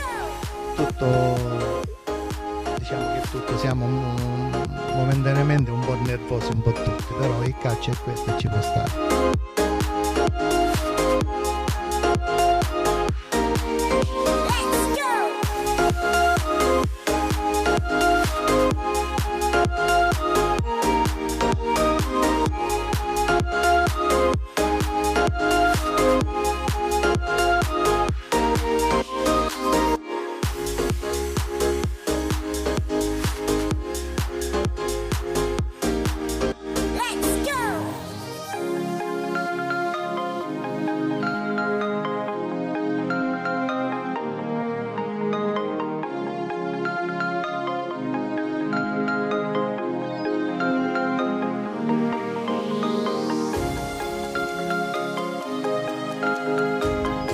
Abbiamo giocato in ripartenza chiudendo gli spazi centrali e nel secondo tempo, ripeto, siamo stati bravi anche a chiudere gli esterni per cui loro faticavano a giocare.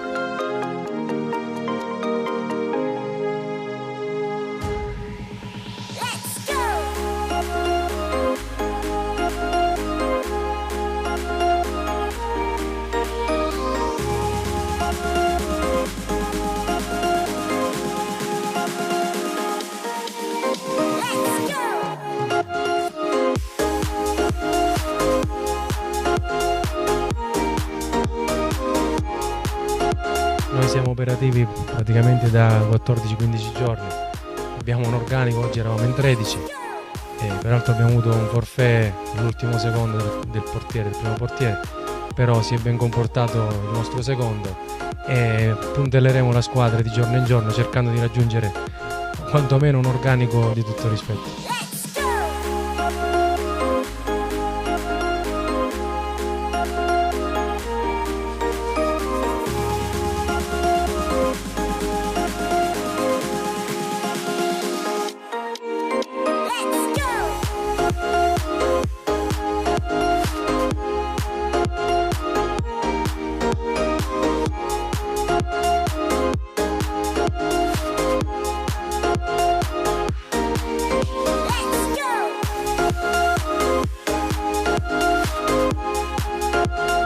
una squadra giovane, forse la più giovane del girone, non abbiamo ambizione di vincere, ma ci dobbiamo divertire. Sono orgoglioso soprattutto per i sacrifici che fa tutta la dirigenza e oggi ringrazio veramente tutto Peppe, tutti i ragazzi perché stiamo portando avanti un progetto con tutte le difficoltà e i problemi che ci sono e quindi sono soddisfatto.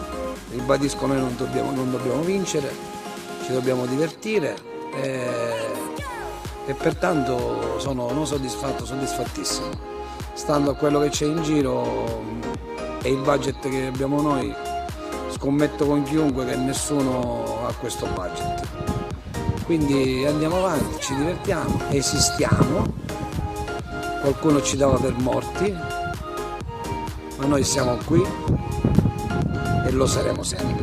Quindi questo qualcuno, mi dispiace dirlo, che è di Palazzolo e eventualmente se contribuisce invece di parlare, secondo me farebbe un po' meglio. E ribadisco, fin quando io esisto e i ragazzi esistono, il Palazzolo ci sarà, e ci divertiremo e faremo felici soprattutto sti ragazzi del posto, i bambini, la scuola calcio e tutti.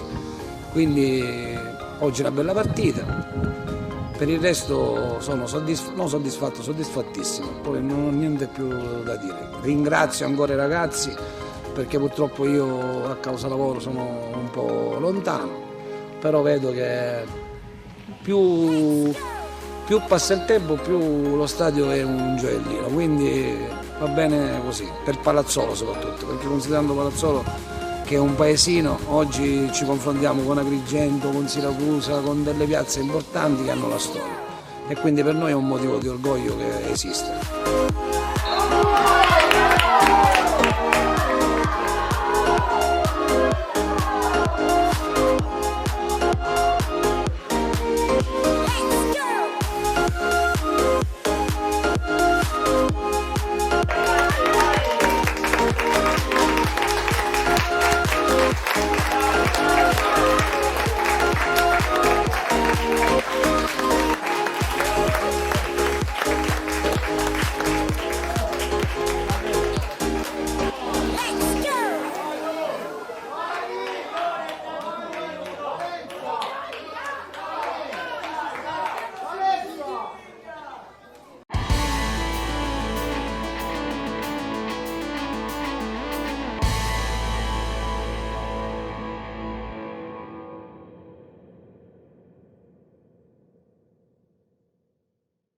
Avvio di gara scoppiettante con la formazione barcellonese che ha subito 3 ghiotte occasioni per passare, prima con il sinistro di Isgro al 6° minuto che viene messo in angolo dalla difesa biancoazzurra, poi il tentativo di Franchina dal successivo corner che si spegne tra le mani del portiere Pappalardo e infine il destro di Pavisic 3 minuti dopo che non trova lo specchio della porta. Bersaglio che al 22esimo centra invece il Città di Viagrande quando Castelli con una sassata da posizione defilata infila l'incrocio dei pali facendo gioire i tifosi biancoazzurri. Per Castelli è la terza rete stagionale, la prima in campionato. Ligea prova comunque a reagire al 43esimo, il tiro di La Spada non sortisce l'effetto sperato. Nella ripresa Ligea spinge subito alla ricerca del pareggio e dopo 3 minuti i giallorossi reclamano un calcio di rigore per un presunto tocco di mani in aria di Civiletti, ma il signor Papi di Prato lascia giocare. Barcellonesi che insistono, al minuto 50 il colpo di testa di Pavisic viene bloccato da Pappalardo. L'estremo biancoazzurro si supera 3 minuti dopo, sventando in angolo con l'aiuto della difesa il sinistro incrociato di Isgro.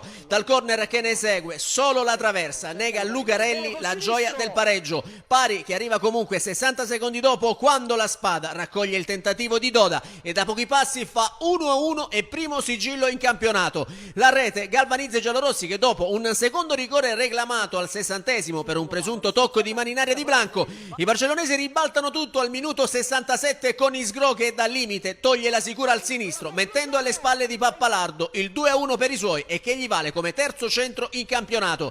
L'Igea non si ferma più e al 71esimo cala anche il tris, ancora con la spada, lesto a riprendere la conclusione di Assenzio finita sul palo e da pochi passi fissare il punteggio sul definitivo 1-3 per l'Igea e la sua doppietta personale. Prima della fine c'è un'ultima occasione per i giallorossi, operata da Giuseppe De Marco, che sfiora l'incrocio dei pali. L'Igea centra la terza vittoria di fila e si conferma in testa alla classifica con 9 punti, insieme a Carlentini e Ragusa.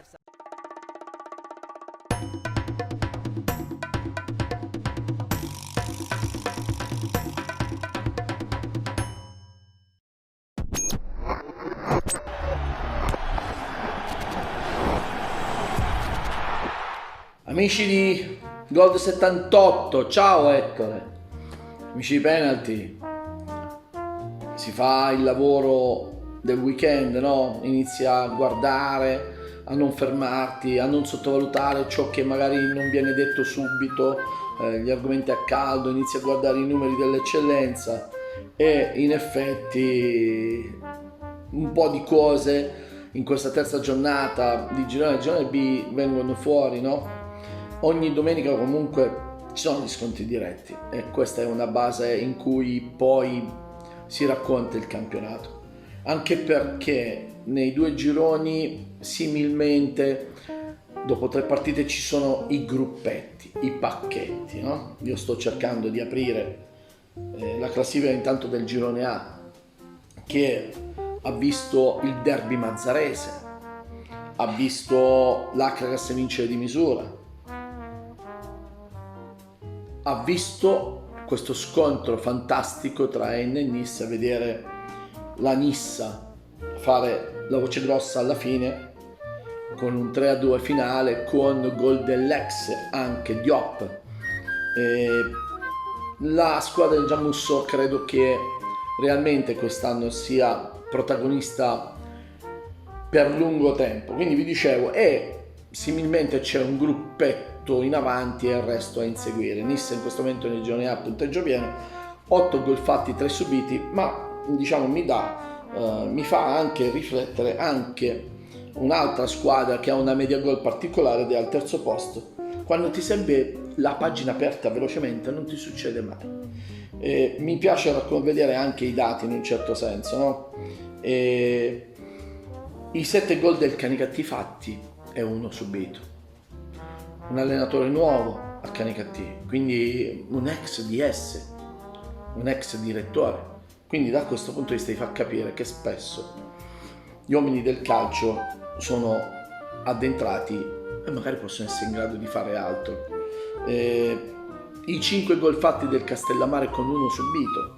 Diciamo che una cosa che viene fuori è che si difende, tendi a non prendere gol. Dove ci sono i gol c'è l'Unità Sciacca che è a quota 0, 7 fatti e 7 subiti. L'Enna Calcio 5 fatti e 5 subiti, significa che sono alla ricerca ancora di uno standard di equilibrio. Questa è una cosa che poi in base alle partite, a quello che accadrà, quindi porterà a sintomi. Che ci sia nervosismo e nevrosi solo alla terza giornata è evidente. Che stanno cercando di capire cosa cambiare alcune società è evidente. Già c'è stato il cambio allenatore 2 settimane fa. Non è facile gestire la stagione, non è facile gestire il perdurare dell'equilibrio, perché quando c'è molto equilibrio c'è l'incapacità di gestire la pressione. E allora vivremo prestissimo, secondo me, degli stravolgimenti, e lo fa, il problema lo crea, secondo la mia opinione, anche il mercato lungo fino a novembre è solo un danno per gli equilibri. Quindi da questo punto di vista il girone A ha una leader, il girone B ne ha 3 leader, ha 3 squadre con 3 vittorie consecutive, va bene, 9 punti per 3 squadre, 3 vittorie consecutive.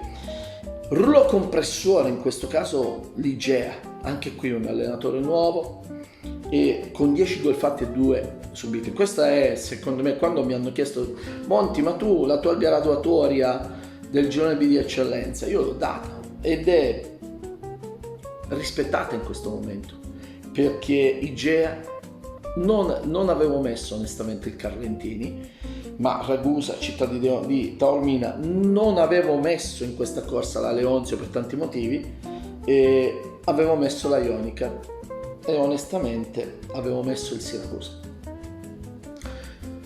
E a questo punto è inutile parlare di storia, di calendari, di Leone. A Siracusa c'è un vero problema, ma non è adesso con il signor Montagno, con questa nuova dirigenza. A Siracusa c'è un problema che è diventato difficile da quando c'è stato il passaggio della Lega Pro, da quando poi è sparita la Lega Pro con la radiazione, e poi è stato un susseguirsi di gestioni scellerate, fatte male, transitorie le chiamo io, senza precludere, senza diciamo criticare o colpevolizzare, perché io onestamente non ci ho messo manco una lira, quindi interessi propri, però nell'ambito sportivo è stato uno scelleramento totale e penso che questo è il punto più basso. Io onestamente, purtroppo dico i miei dati, da quando racconto calcio io ho visto solo fallimenti a Siracusa, ho visto solo 2 promozioni, ma sempre che hanno durato soltanto un anno, la gestione dall'eccellenza alla sedia Lega Pro e basta. Ho visto i fallimenti, questo è, non so se è un fallimento, però la colpa non era di Roberto Regina, e perciò io ancora una volta dico: Roberto, non dovevi lasciare, dovevi essere con la cazzimme e dire: io da qui non mi muovo perché sono siracusano e quindi ci voglio stare dentro a questa squadra che è la mia città, ci sono nato, e di non mettersi da parte, perché in fin dei conti io non so se la colpa è dell'allenatore, se non della difficoltà gestionale, ecco, mettiamola così. È già stato scritto Montagno Vattene, questo è un record, però questa cosa che Tizio Caio se ne deve andare, allora è giusto anche chiudere totalmente senza pensarci più e aspettare chi magari scrivono Montagno Vattene e si prendono una squadra in mano, che possano uscire i soldini direttamente di tasca. Questo è il mio pensiero un po' critico, perché chi scrive Montagno Vattene forse non va nemmeno allo stadio o non ci va con continuità, perciò è soltanto, i social fanno dei danni pazzeschi da questo punto di vista, quindi se c'è questa classifica è anche dovuta a questo. Ma la squadra invisibile, che per la prima partita non è apparsa, sì, adesso è a 6 punti, che è la Virtus Ispica, vince a Palazzolo. Diciamo che quando gli allenatori dicono episodi a favore, sì, gli episodi sono stati a favore della Virtus Ispica. Ci sono le immagini, devo dire, grossolano l'errore dell'arbitro nel segnare il calcio di rigore, che non è il contatto all'interno, non è una deviazione, cacchio, ma è fuori l'area il contatto con le mani del pallone, lo si vede, cioè non c'è nemmeno l'ombra che va dentro l'area. L'arbitro, ecco, i ragazzi che hanno scelto questa cosa devono essere molto attenti e lungimiranti, e nel caso magari dire: ok, ho sbagliato, non abbiamo la VAR, ma me ne sono reso conto che ho sbagliato, perché poi nel momento in cui dopo ha portato avanti la decisione di segnalare il calcio di rigore si vede che non è più molto convinto nella gestualità del corpo. Quindi vince la Virtus Ispica a Palazzolo 2-1, Palazzolo che non è quello dei format, e si vede dalle immagini, e allora a Palazzolo comunque c'è un lavoro molto interessante da mister Peppe Matarazzo. Però la squadra invisibile, come l'ho chiamata io quando non si è presentata la prima giornata, anche perché hanno fatto la squadra in 8 giorni, hanno 6 punti contro chi? Ok, Atletico Catania, Santa Croce, Via Grande, città di Siracusa hanno preparato le squadre, allenamenti, progetti, preparatori atletici, trick e track, e sono a 0 punti. Ecco la scienza non esatta del calcio, no? Da questa cosa. Ora c'è un turno infrasettimanale di Coppa Italia dove si incontreranno. C'è il derby siracusano, Real Siracusa Belvedere contro il Siracusa al De Simone. Sarà a porte chiuse, sarà a porte aperte. Anche questa domenica il 90% delle partite sono state a porte chiuse. E non è più per il Covid. Una volta potevamo vendere questa, adesso non si può più vendere. Abbiamo molti manti perfetti, ma non abbiamo le misure adeguate, le strutture non sono adeguate alle nuove norme, ma quando parlo di strutture non è il rettangolo di gioco, è tutto il resto, le mura, le uscite, vedi la storia del bacicalupo, no? E quindi se non date in gestione, dico l'amministrazione, se non date in gestione alle società le strutture, non avremo mai la struttura adeguata, ma la si deve dare pluriennale. Ora stanno facendo i bandi a 7 anni. A Siracusa è stata chiesta una somma di gestione di 7 anni, il bando richiede 351.000 euro per 7 anni, utenze escluse. Ci sarà un gruppo sportivo che presenterà una documentazione del genere? A Messina abbiamo visto come è finita. La gestione è ancora amministrativa. Quindi a Licata ed a San Cataldo è avvenuto questo. Qui conta la politica, ma anche conta la dirigenza amministrativa di ogni singolo comune. Un saluto dal Monti.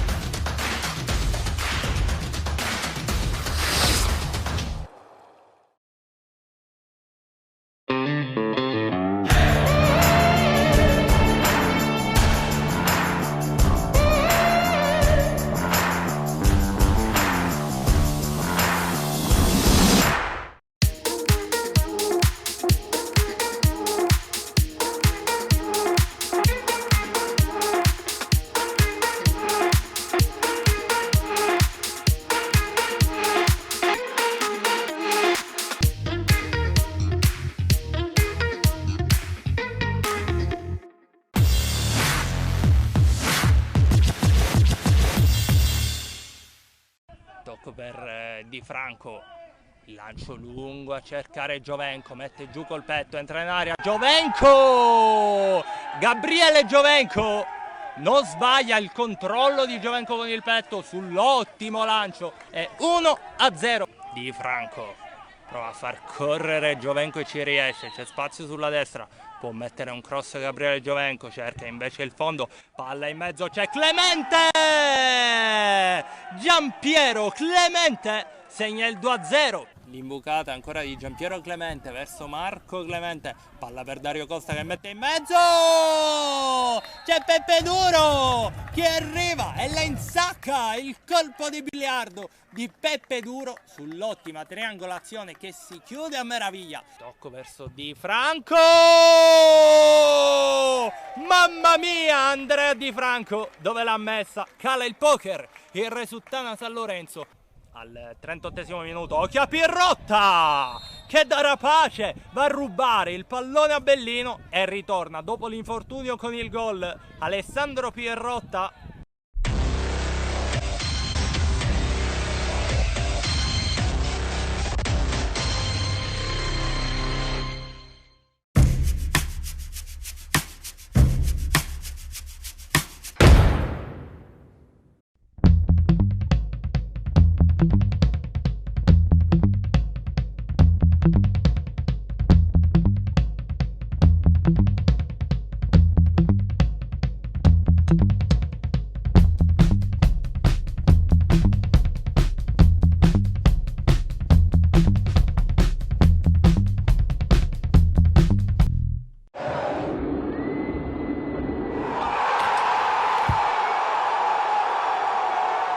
Nell'anticipo della terza giornata del girone B di promozione, la capolista Rocca Acquedolcese rende visita al Gescal che occupa la quart'ultima posizione con un solo punto. Si gioca al Despar Stadium di Messina e dopo 1 minuto e 30 secondi la formazione ospite è già in vantaggio con Tindaro Calabrese che mette alle spalle dell'ultimo arrivato Francesco Arrigo il perfetto cross di Zingales.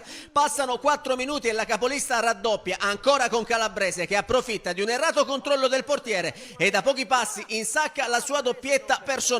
Nonostante il micidiale 1-2 subito, i padroni di casa riaprono la partita al 19esimo con Daniele D'Amico che deve solo spingere in rete. La respinta di Di Pane sulla precedente conclusione di Marino per il numero 9 biancoverde è la seconda rete in campionato, ma è solo un fuoco di paglia perché 10 minuti più tardi il Rocca Acquedolcese rimette le cose a posto con lo scatenato Calabrese, lesto a capitalizzare al massimo il perfetto tacco di Iuculano. 1-3 e tripletta per il centroavanti originario di Gioiosa. Al 39esimo 41esimo, ospiti pericolosi anche su calcio piazzato di Bella Macina, che dal limite non trova la porta per questioni di centimetri. Bersaglio però, che è la prima della classe, centra al minuto 43 quando un incontenibile calabrese raccoglie il solito cross dalla sinistra di Zingales e di testa infila nell'angolino più lontano il pallone dell'1-4. Poker per il centravanti blu-bianco-verde, che gli vale come settimo sigillo in campionato, il 9° stagionale, considerando anche le 2 marcature in Coppa Italia. Nella ripresa, dopo la conclusione ospite operata da Cangemi, che si perde sul fondo, il Gescal tenta di rientrare in partita, ci prova per 2 volte D'Amico, ma il suo colpo di testa al 55esimo e il suo sinistro da fuori 4 minuti dopo non sortiscono l'effetto sperato.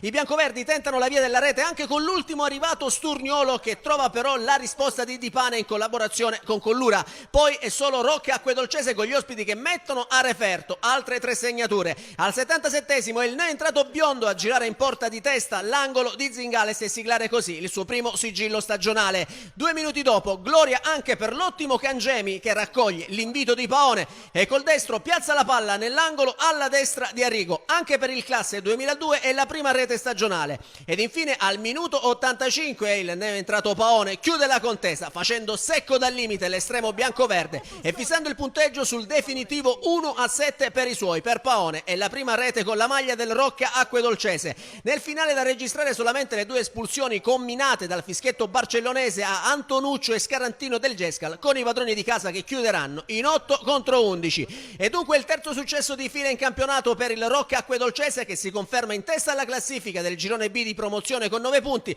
e un attacco mitraglia che ha già messo a referto 17 reti in appena 270 minuti.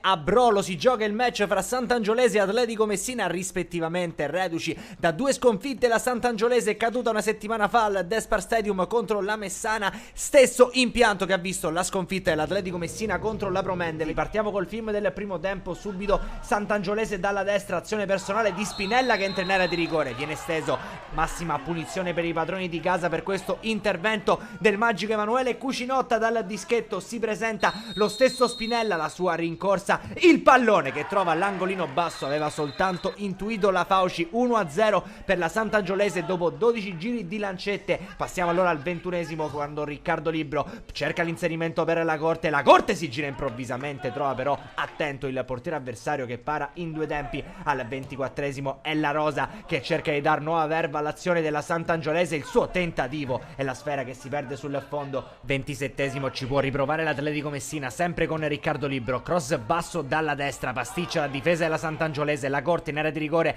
pensa allo scarico, lo effettua, Bonanno manda alle stelle il pallone. Minuto 28, attacca la Sant'Angiolese anch'essa dall'out di destra, il cross dentro per il tentativo di torsione da parte di Castellino che manda di poco al lato. Minuto 40, il cross da parte di Mosca per Tranchita che riceve il pallone sul secondo palo, può rimettere in mezzo dove c'è Spinella, tutto solo a depositare il gol del 2-0. Ancora Sant'Angiolese al minuto 42, punizione di Bonanno che viene messa in mezzo, il tentativo di uscita del portiere su Cucinotta vale il calcio di rigore per l'Atletico Messina, che la ghiotta occasione di riaprire il match. Viene anche ammonito il portiere dei padroni di casa sul punto di battuta, Franco Lacorte, la sua rincorsa, il pallone che però va soltanto a sibilare il palo, sbaglia dall'11 metri il Re Leone. Termina di lì a poco il primo tempo al Comunale di Brolo, 2-0, sembra tutto fin troppo facile per la Sant'Angiolese in rete con la doppietta di Spinella tra il 12esimo e il 40esimo. Pronti a raccontarvi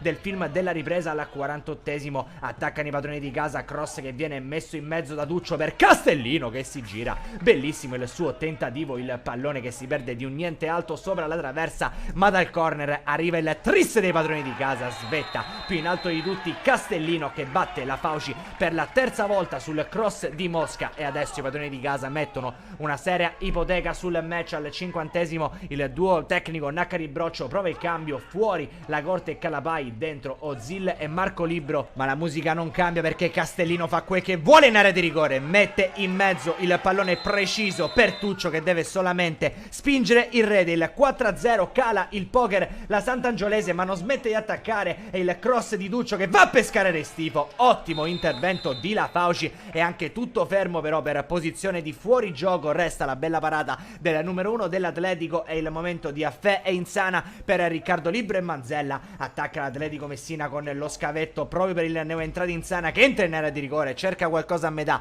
fra un tiro e un cross, ma il suo esterno si perde sul fondo. Attacca la Sant'Angiolese dalla destra, il cross per il tentativo di conclusione che si perde di un nulla al lato di Tranchida. 75esimo è il momento di Lamantia per Bonanno. 78esimo Insana serve Marco Libro che salta in diretto avversario. Marco Libro, zona tiro per lui, pallone che finisce fuori.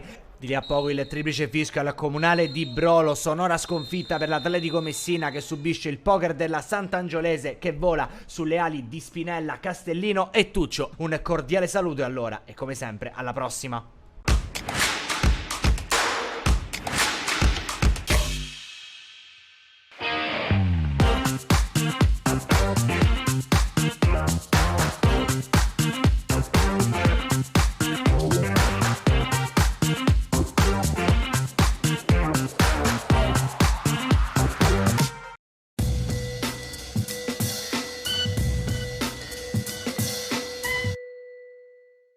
Inizia meglio l'incontro dell'Avinaio, Florio rilancia in direzione di Longhitano, a contatto con Campanella, il pallone schizza verso Sinito che va subito in profondità da De Leonardis entra in aria, ma Spartà riesce a deviare il tiro e si rifugia in calcio d'angolo.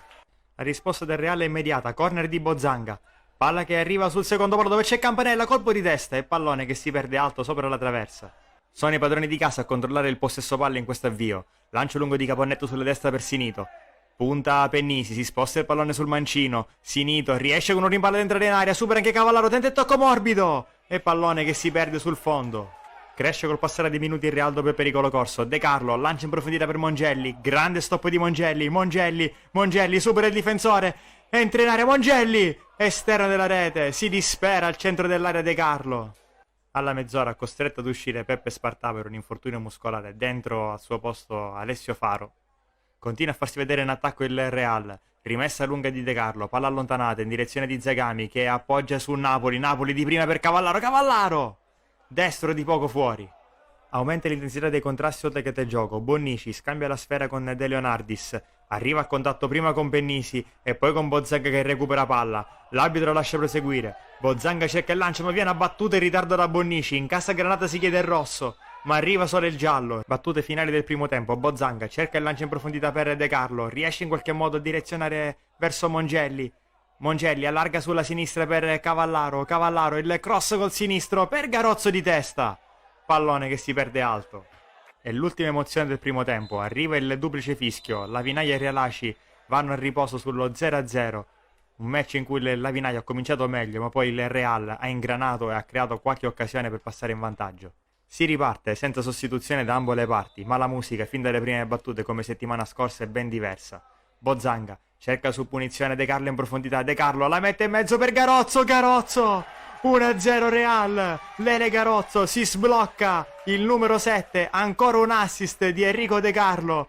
Lele Garozzo va a cercare Mister Manca per festeggiare con tutto il gruppo della panchina, 1-0 per il Real. Rivediamo il tap-in di Lele Garozzo. Provano a chiudere subito i conti sulle ali dell'entusiasmo e Granata. Garozzo da corner per Mongelli. Pallone di poco alto sopra la traversa, da dentro l'area piccola. Real che è sempre padrone della partita, ma il rischio è sempre dietro l'angolo. Bozanga perde palla ad opera di Longhitano. Sinito ruba il pallone al suo compagno di squadra. Ancora Sinito. Si defila, cerca Aragonese all'interno dell'area. Aragonese il destro. Blocca sicuro, Bellocchi. 20° della ripresa, Faro pilota palla verso la metà campo offensiva. Cerca il suggerimento in direzione di Mongelli che controlla di petto e scarica l'indietro in direzione di De Carlo. De Carlo, verticalizzazione improvvisa per Garozzo. Garozzo è spaccata! Florio gli dice di no. Finisce così. Realaci batte l'Avinaio 1-0 grazie alla prima rete Granata di Garozzo e conquista la vetta della classifica in coabitazione con Motta e Leonfortese. Il Granata domenica affronteranno in casa il San Gregorio in quello che sarà il terzo incontro dopo 2 precedenti vincenti del primo turno di Coppa.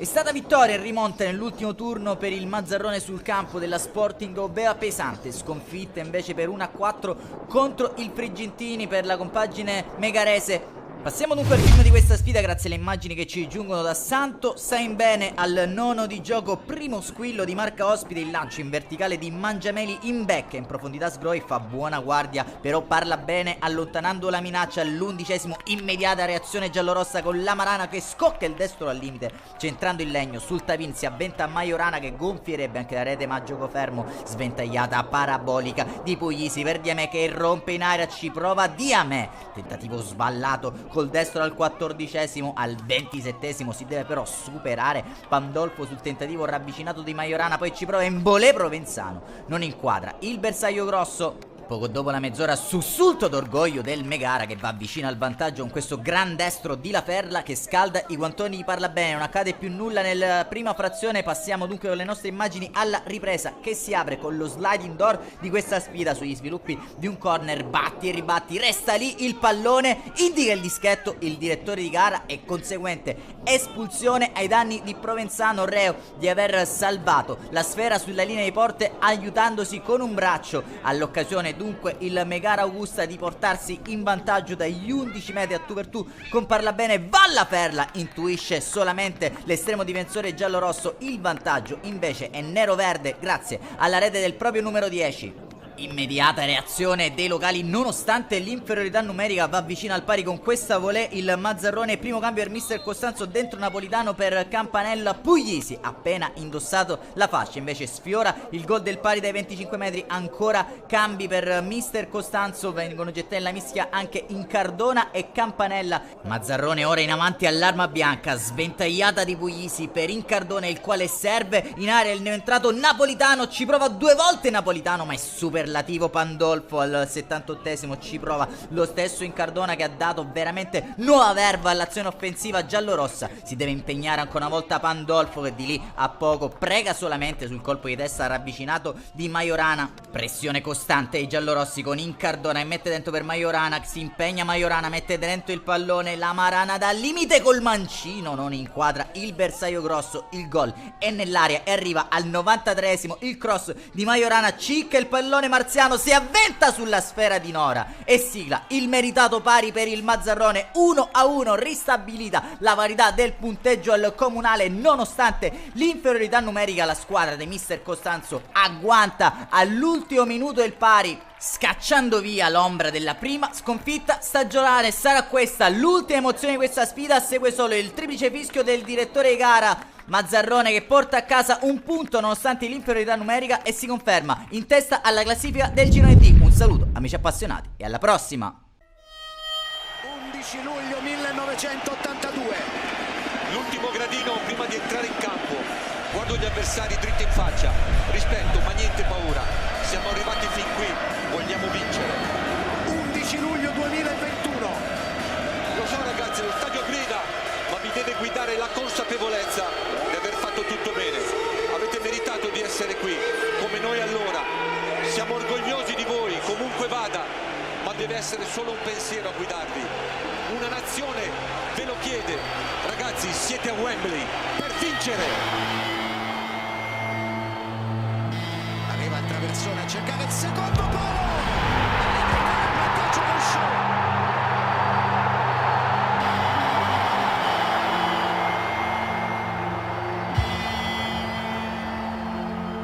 Insiste, sinistro, fuori di poco il sinistro di Federico Chiesa.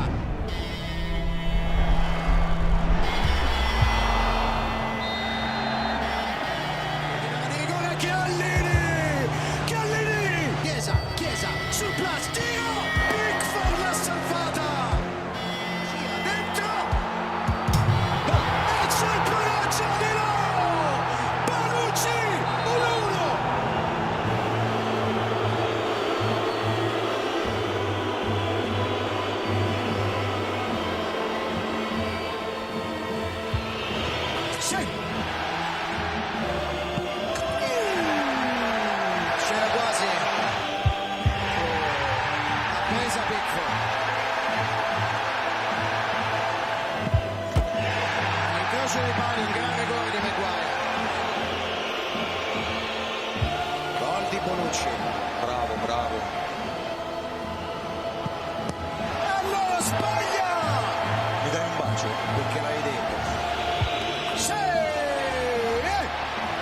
vai Ciccio! Sì! Beppe, siamo dove eravamo con la Spagna. Jorginho! Jorginho! Jorginho! È decisivo! Pickford non sa più cosa fare, Jorginho manco lo guarda.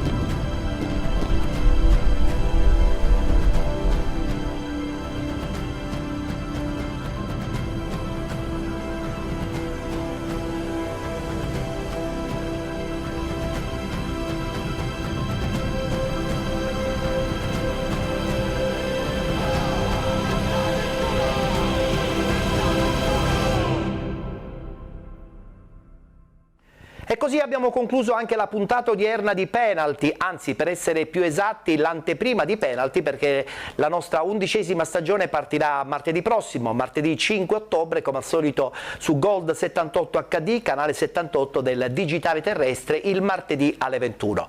Noi vi salutiamo, ci congediamo e appuntamento alla prossima settimana.